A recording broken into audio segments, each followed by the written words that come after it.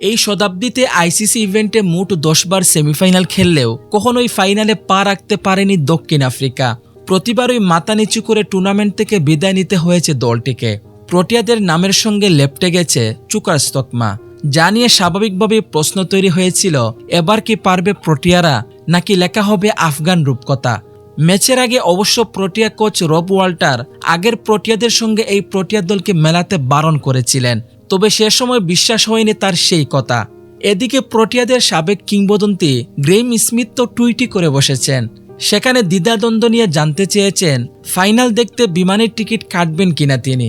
এখন অবশ্য সেই টিকিটটা কাটতে পারেন স্মিথ। ওয়াল্টারের এই দল হতাশ করেনি, এবার গুছিয়ে দিয়েছে চুকার্স তকমা।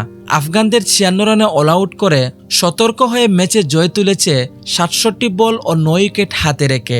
প্রোটিয়াদের জয়ের রাস্তাটা অবশ্য সহজ করে দিয়েছেন আফগান ব্যাটাররা। পুরো আসর জুড়ে দারুণ ক্রিকেট খেলা আফগানরা সেমিতে উঠেই দেখল ভয়াবহ ব্যাটিং বিপর্যয়। কৃতিত্বটা অবশ্য কম নয় প্রোটিয়া বোলারদের। তাদের ক্ষুরদার বোলিংয়েই যে নাস্তানাবুদ হতে হয়েছে আফগান ব্যাটারদের। 20 রানে 4 উইকেট হারানোর পর 28 রানে 6 উইকেট। পাওয়ার প্লেতেই পাওয়ার শেষ আফগানদের। এরপর সেই ইনিংসটা কত দূর যাবে তা অনুমেয় ছিল, তবে শেষ পর্যন্ত সেই অনুমান করা সংগ্রহটাও দাঁড় করাতে পারেনি আফগানরা। মাত্র 11.5 ওভারে 56 রানেই অল আউট আফগানিস্তান।